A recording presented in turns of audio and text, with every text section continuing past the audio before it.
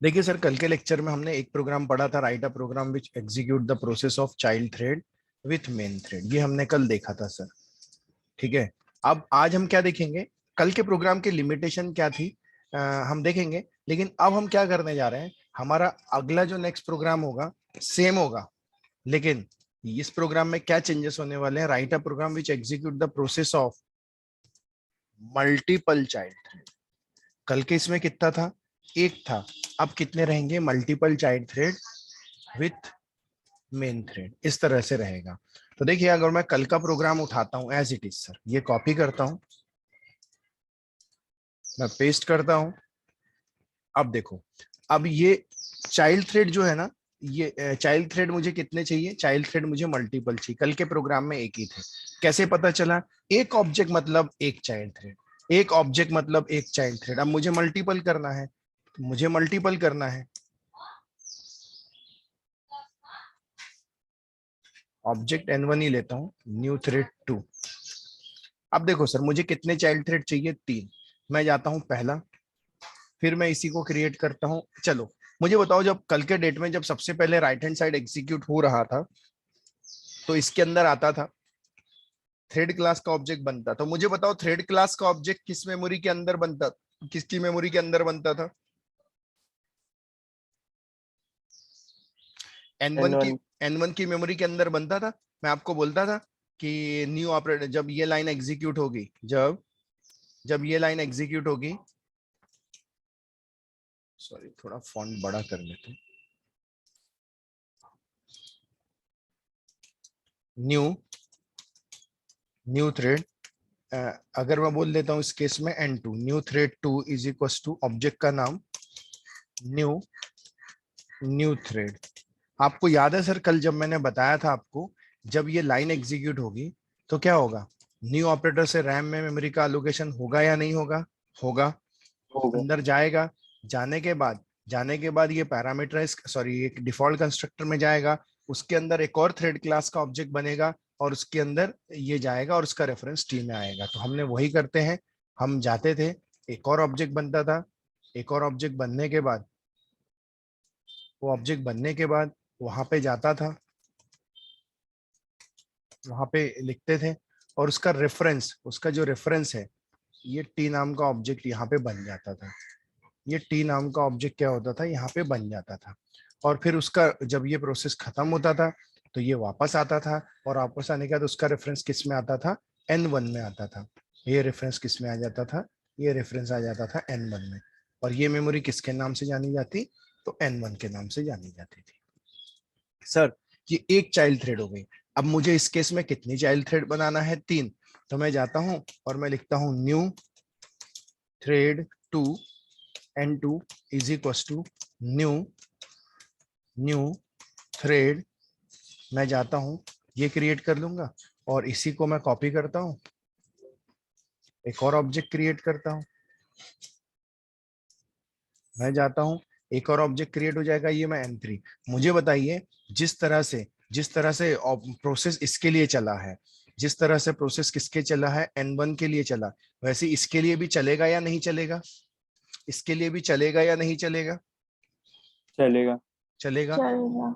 तो सबसे पहले क्या होगा, फिर से राइट हैंड साइड चलेगा, न्यू ऑपरेटर से रैम में मेमोरी का लोकेशन होगा। आपको तो पता है, उसके अंदर हमारा कंस्ट्रक्टर ऑलरेडी डिफाइन है, उसके अंदर एक और थ्रेड क्लास का ऑब्जेक्ट बनेगा, और उसके अंदर भी क्या होगा, ये मेमोरी बनेगी, ये मेमोरी बनेगी, और वहां जाके थ्रेड क्लास में लिख दिया जाएगा फिर से यहाँ पे, हर एक के लिए राजा ही है तो यहाँ भी राजा लिख दिया जाएगा।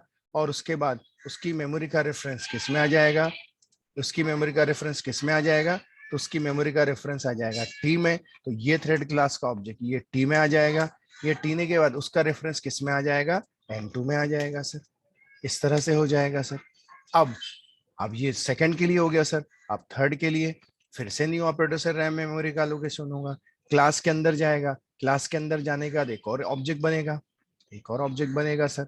इस तरह से ये ऑब्जेक्ट बनेगा, उस थ्रेड में जाके लिख दिया जाएगा फिर से राजा,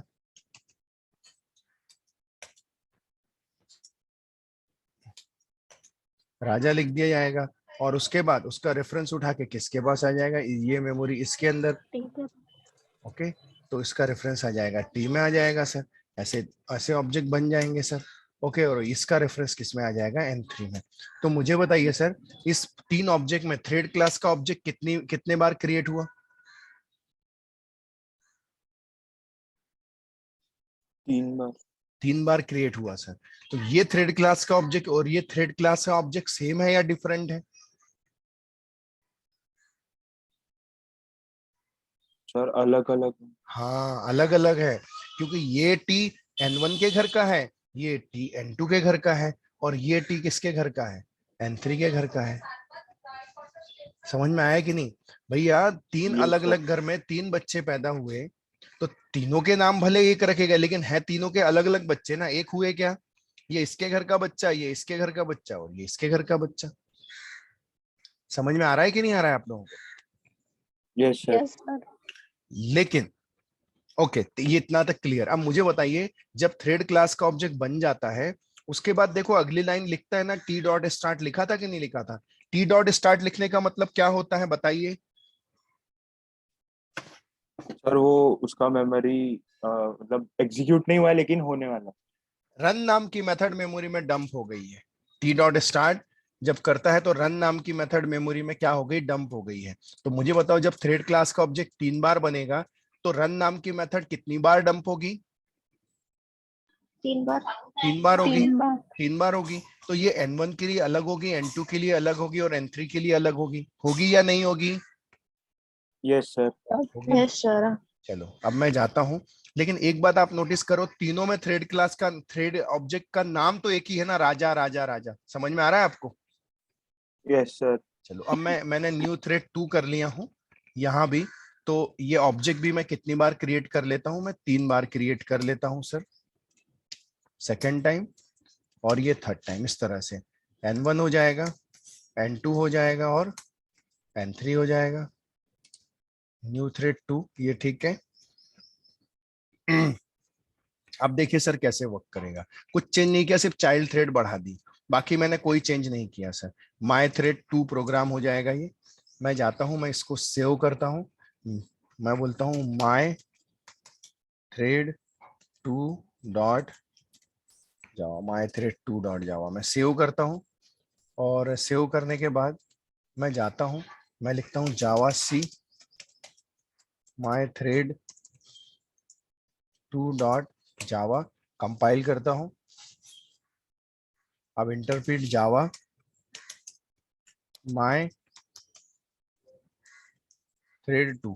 सर मैं रन करने से पहले मैं आपको बता दूं, आप तो जानते हैं रन नाम की मेथड 3 बार मेमोरी में डंप होगी।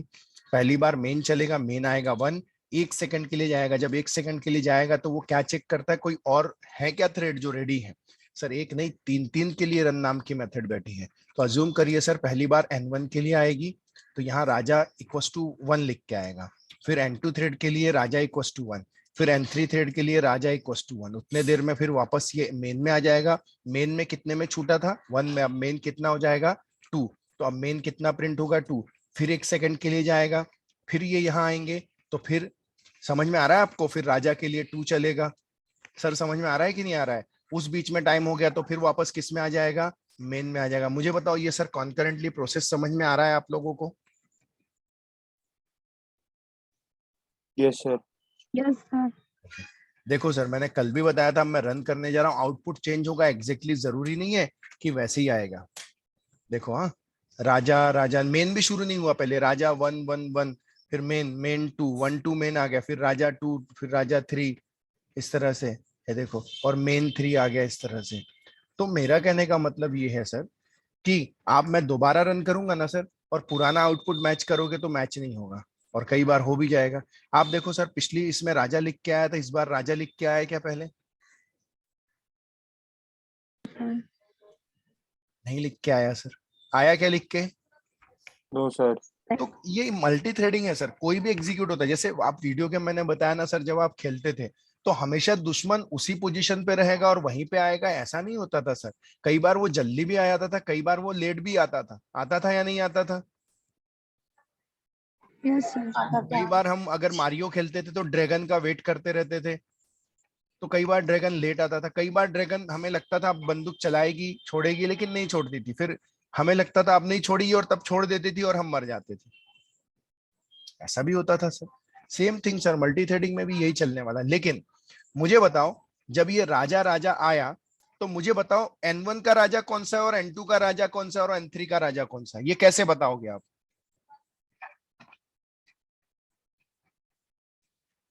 और अभी इस केस में तो सर नंबर से नहीं पता चल रहा है।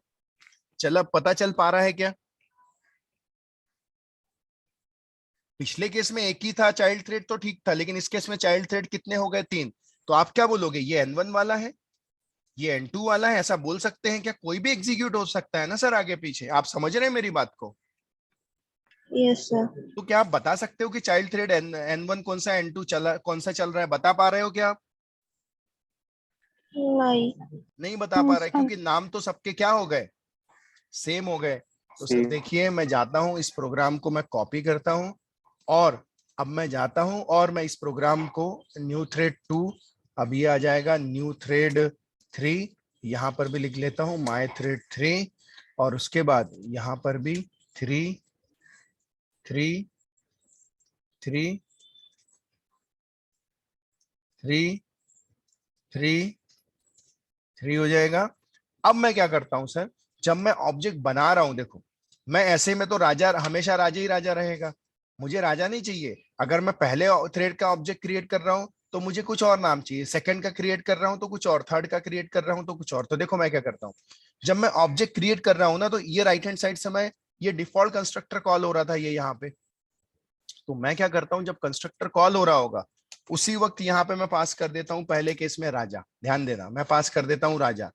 पास किया तो टाइप क्या है, स्ट्रिंग, तो स्ट्रिंग नेम, तो वो जो राजा है इसमें आ गया, इसमें आ गया। अब मैं जाता हूं यहाँ पे, राजा की जगह मैं लिख लेता हूँ डायनामिक नेम।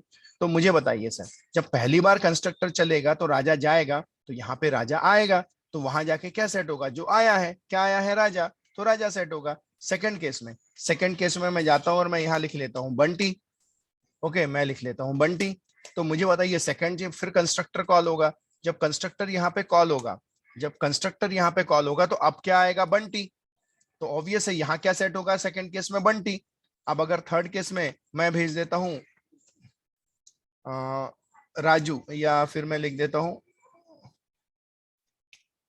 निशांत, लिख देता हूँ। तो मुझे बताइए जब आप भेजोगे इस केस में क्या आएगा, निशांत। तो यहाँ पर भी क्या आएगा, निशांत। फिर से डंप होगा। तो मुझे बताइए अब सब थ्रेड के अलग अलग नाम हो गए या नहीं हुए?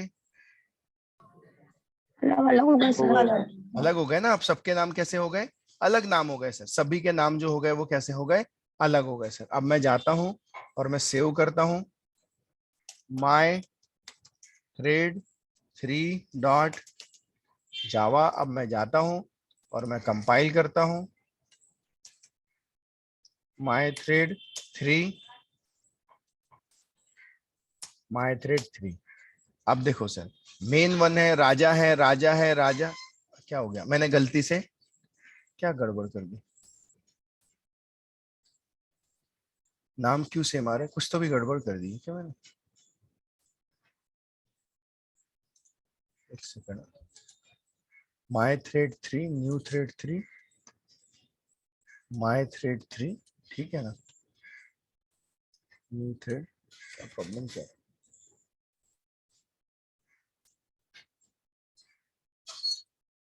ऐसा क्यों लिखा है? सेव तो किया है हमने।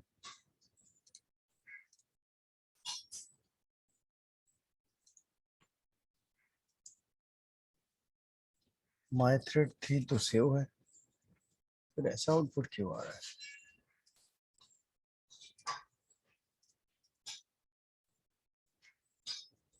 हमने ये कंस्ट्रक्टर कॉल किया, अलग अलग अलग अलग आएगा। हाँ सर, इसलिए आ रहा है क्योंकि आपने यहां तो रिसीव कर लिया, लेकिन यहां तो आपने राजा ही लिखा है ना सर। आप समझ रहे क्या? जब रन नाम की मेथड कॉल होगी तो आपने system dot out dot println में क्या लिखा है, राजा, तो क्या लिख के आएगा, राजा। राजा ही लिख के आएगा सर। राजा। तो हम क्या करेंगे, थ्रेड क्लास के पास जिस तरह से स्टार्ट नाम की मेथड है ना, तो देखो थ्रेड क्लास का ऑब्जेक्ट हमने यहाँ डिक्लेयर किया है और यहाँ क्रिएट किया है। यहाँ डिक्लेयर करने का ये मतलब है इस ऑब्जेक्ट को मैं यहाँ भी यूज कर सकता हूँ और इसी क्लास के अंदर मैं यहाँ भी यूज कर सकता हूँ। समझ में आया आप लोगों को? जब आप यहाँ डिक्लेयर करोगे क्लास लेवल पे तो वो ऑब्जेक्ट आप इसके अंदर भी यूज कर पाओगे, इसके अंदर भी। ये तो बेसिक चीजें पता है ना आपको? क्लियर है? Yes sir. अगर मैं इसको Yes. यही करता तो फिर यूज नहीं कर पाता। तो मैं क्या करता हूँ, जैसे स्टार्ट नाम की मेथड है ना, वैसे ये राजा जो है ना, ये डबल कोट्स में मैं हटा देता हूँ। यहाँ पे एक मेथड है जिसका नाम है गेट नेम, एक मेथड है जिसका नाम है गेट नेम। ये जो गेट नेम नाम की मेथड है ना, तो जो थ्रेड चल रही है, जो थ्रेड चल रही है ना, उस थ्रेड का उठा के लाता है नाम। क्या उठा के लाता है? नाम। जैसे अगर राजा चल रही होगी तो राजा का नाम लाएगा, लेकिन ये गेट नेम नाम की मेथड को कॉल करने के लिए थ्रेड क्लास का ऑब्जेक्ट लगेगा, तो हम ऑलरेडी क्रिएट कर चुके हैं। देखो यहाँ डिक्लेयर था, यहाँ क्रिएटेड था। ये यहाँ होने के कारण हम इसके अंदर भी यूज कर सकते हैं, इसके अंदर भी यूज कर सकते हैं। तो गेट नेम क्या करती है, तो जो रन नाम की मेथड जिस थ्रेड के लिए चलेगी, जैसे N1 के लिए चलेगी तो N1 थ्रेड से उसका नाम उठा के लाएगा, N2 चलेगा तो N2 से उठा के लाएगा। मतलब ये जो आपने ऑब्जेक्ट बनाए हैं, ये जो 3 ऑब्जेक्ट बने हैं, ये जो आप यहाँ पे देख रहे हो,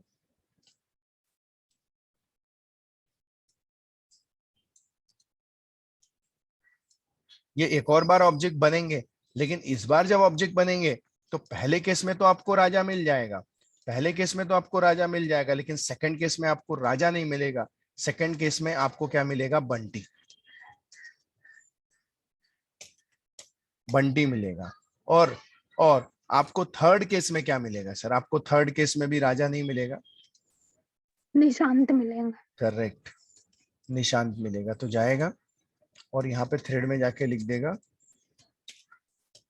निशांत, मिल जाएगा सर। इस तरह से 3 ऑब्जेक्ट बन जाएंगे सर। अब बन गए। अब जब टी डॉट गेट नेम बोला जाएगा सर ये कोड में, तो ये थ्रेड क्लास का ऑब्जेक्ट गेट नेम ना, तो देखो हर एक के लिए अलग अलग है, ये टी अलग है ये, तो टी डॉट गेट नेम बोलेंगे तो यहाँ से उठा के लाएगा राजा। जब N1 के लिए N2 के लिए चलेगा रन नाम के बाद टी डॉट गेट नेम तो Bunty, T dot gate name तो निशान। तो इस तरह से अब सर हमारा ये प्रोग्राम इस तरह से हो जाएगा। और अब आप देखिए कि आउटपुट में क्या आता है।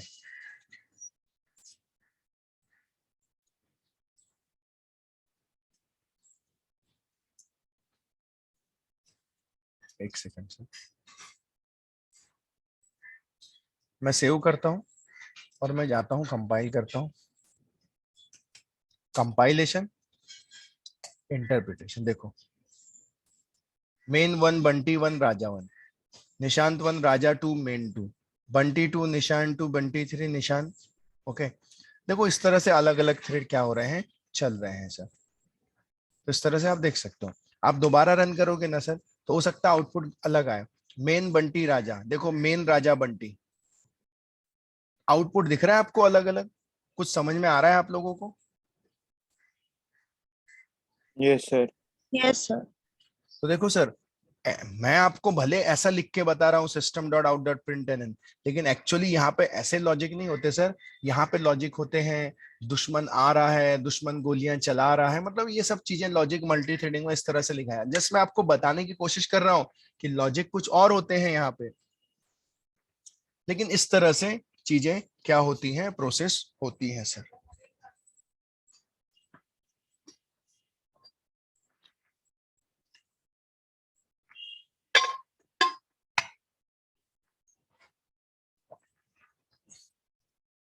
बताइए सर, समझ में आया आपको मल्टी थ्रेडिंग का second example, third example? Yes sir. Yes, sir. तो ये कहलाते हैं चाइल्ड थ्रेड, और इस तरह से चाइल्ड थ्रेड चलती है। अब सर कैसा है मुझे बताओ, ये क्या है?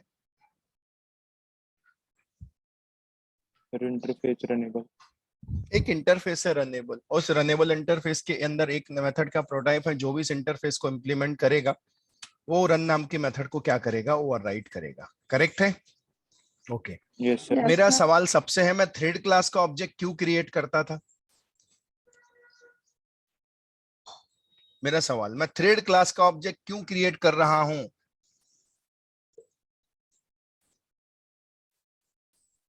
सर वो स्टार्ट मेथड को ये करने के लिए। एग्जैक्टली, बिल्कुल सही सर। स्टार्ट नाम की मेथड को कॉल करने के लिए, क्योंकि बिना थ्रेड क्लास के ऑब्जेक्ट के मैं क्या स्टार्ट नाम की मेथड को कॉल कर सकता हूं क्या? नहीं नो सर। सर। और जब स्टार्ट कॉल होगी तब क्या होगा?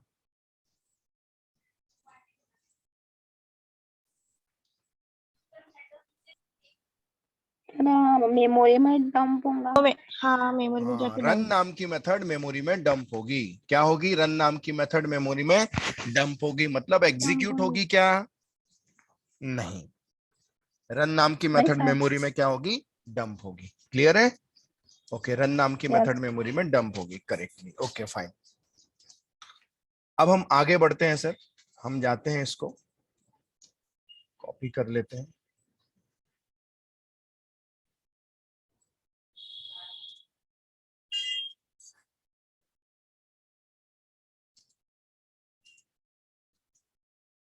ठीक है,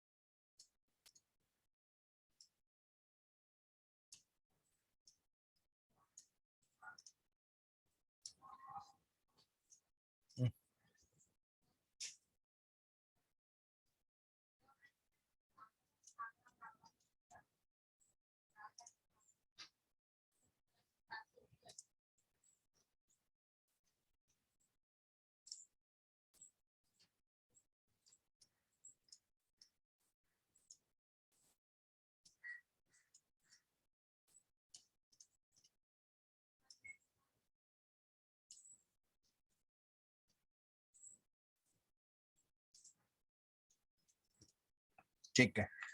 अब हमारा नेक्स्ट प्रोग्राम,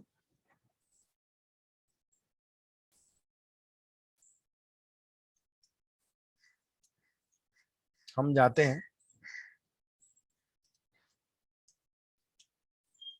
मैं बोलता हूँ write a program which execute the process of multiple child thread, multiple child thread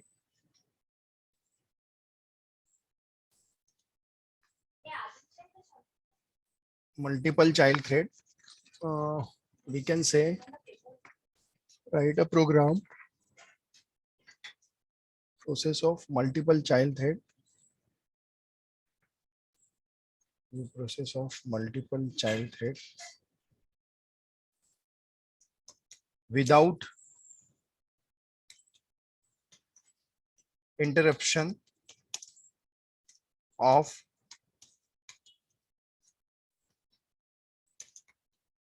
main thread. मुझे बताइए इस प्रोग्राम में क्या हो रहा है? ये जो प्रोग्राम आप देख रहे हो, इसमें देखो आपके साथ मेन भी चल रहा है और चाइल्ड थ्रेड भी चल रही है। चल रहा है या नहीं चल रहा है? Yes, चल sir. रहा है।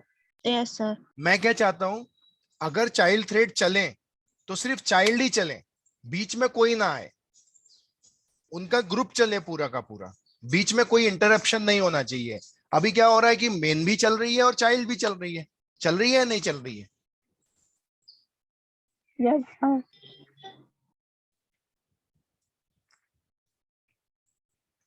लेकिन हम क्या चाहते हैं? हम ये चाहते हैं कि सिर्फ क्या चले? चाइल्ड थ्रेड ही चले। तो मैं आपको बताना चाहता हूं, थ्रेड क्लास के पास एक और मेथड है, उस मेथड का नाम है ज्वाइन। ज्वाइन नाम की मेथड है। Join is non static method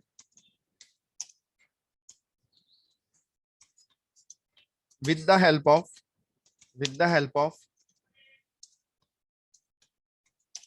this method,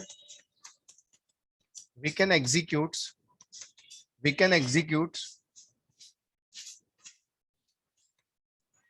group of child thread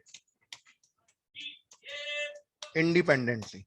मतलब हम क्या कर सकते हैं कि भाई इस मेथड की मदद से हम क्या कर सकते हैं, चाइल्ड थ्रेड आपस में, ग्रुप ऑफ चाइल्ड थ्रेड क्या कर सकते हैं, इंडिपेंडेंटली हम क्या कर सकते हैं, एग्जीक्यूट कर सकते हैं यूजिंग ज्वाइन। this method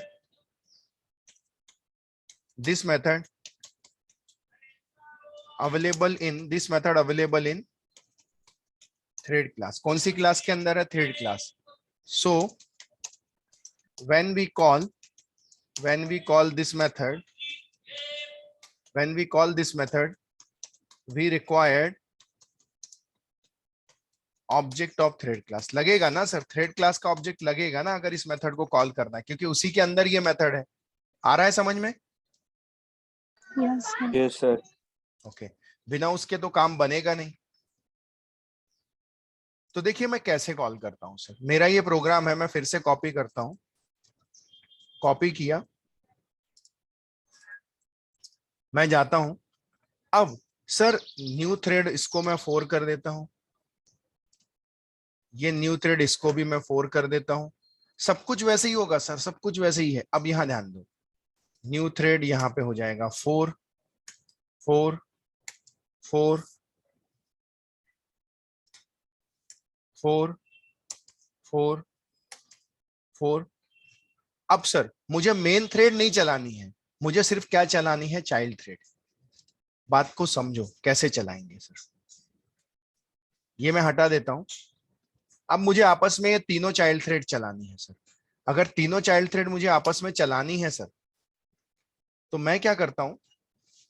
एक ट्राई ब्लॉक बनाता हूं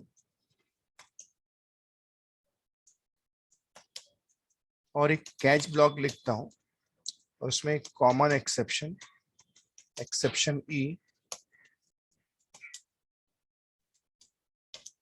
system dot out dot println e. इस तरह से आ जाएगा. और आने के बाद system dot out dot println में ई लिख लेता हूं. अब मैं जाता हूं सर, मैंने 3 ऑब्जेक्ट बना लिया. n1 बन गया, n2 बन गया, और क्या बन गया मेरा? n3 ऑब्जेक्ट बन गया. मुझे क्या करना है? ये तीनों थ्रेड को आपस में यही चलेगी, बीच में और कुछ नहीं होगा. मैं लास्ट में लिख देता हूं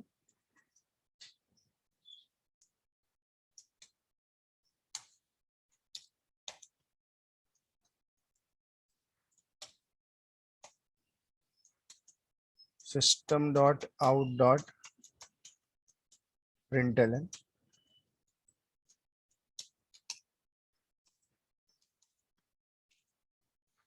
अब देखो मैं क्या चाहता हूं सर, मैं ये चाहता हूं कि आपस में ये थ्रेड चले. कौन सी थ्रेड चले? n1 n2 n3. सवाल ये उठता है कि ये तीनों थ्रेड जो हैं, इनको आपस में चलाने के लिए हमारे पास एक ही मेथड, और उस मेथड का नाम है ज्वाइन नाम की मेथड. लेकिन सवाल ये उठता है कि जो न्यू थ्रेड है, न्यू थ्रेड का ऑब्जेक्ट कहीं से भी थ्रेड दिख रहा है क्या आपको? नहीं दिख रहा है सर. नहीं दिख रहा है, क्यों? नहीं है थ्रेड. लेकिन मुझे क्या लगेगा? थ्रेड क्लास का ऑब्जेक्ट. लेकिन अगर मैं ऐसा लिख दूंगा ना सर, आप एक चीज नोटिस करो कि हर थ्रेड के अंदर में थ्रेड क्लास का ऑब्जेक्ट है या नहीं? Yes. देखो यहाँ पर भी थ्रेड क्लास का ऑब्जेक्ट है, Yes, यहाँ पे sir. भी थ्रेड ये. लेकिन ये किसके अंदर है?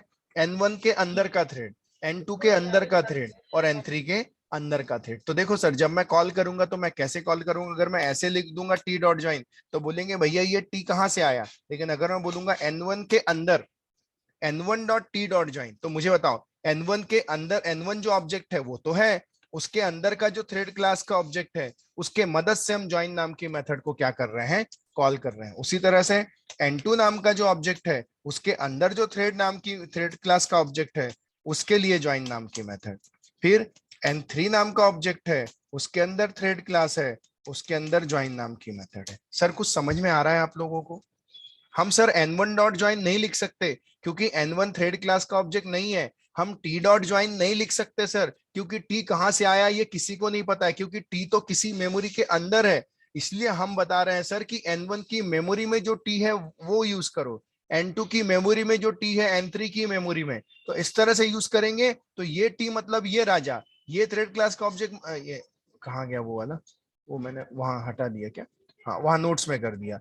ये जो देख रहे हैं आप, ये N1T मतलब ये T मतलब ये राजा, ये बंटी और ये निशांत। सर समझ में आ रहा है क्या? Yes, sir. सर ये चीज समझिए, हमारा प्रोग्राम ये है कि हमें चाइल्ड थ्रेड आपस में कॉन्करेंटली एग्जीक्यूट होनी चाहिए हमारी, लेकिन बिना थ्रेड क्लास के ऑब्जेक्ट के यूज नहीं हो पाएगा। तो मैं अगर टी डॉट ज्वाइन लिखूंगा तो बोलेंगे सर टी कहाँ से आया। अगर मैं N1 डॉट ज्वाइन लिखूंगा तो बोलेंगे N1 कॉल नहीं कर सकता क्योंकि वो थ्रेड क्लास का ऑब्जेक्ट नहीं है। तो हमने बोले N1, लेकिन टी तो है ना, तो N1 के अंदर वाला टी, N2 के अंदर वाला टी और N3 के अंदर वाला टी।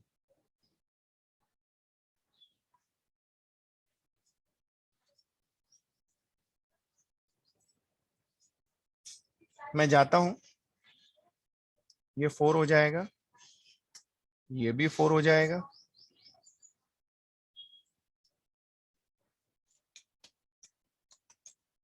माई थ्रेड 4 डॉट जावा, माई थ्रेड 4 डॉट जावा। मैं सेव कर देता हूं सर।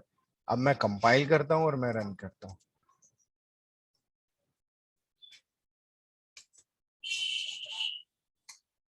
कंपाइलेशन जावा माई थ्रेड 4।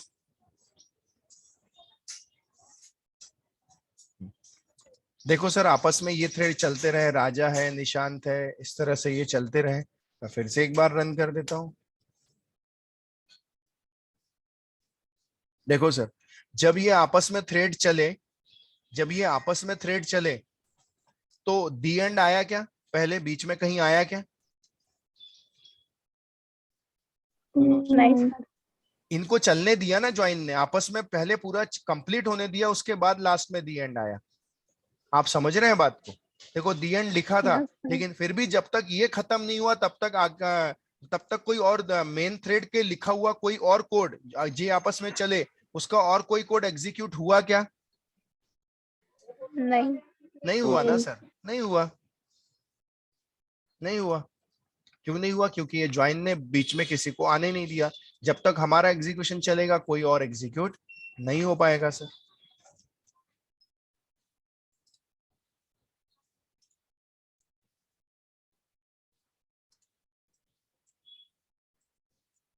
तो सर आप देख सकते हैं इस तरह से आउटपुट आ रहा है।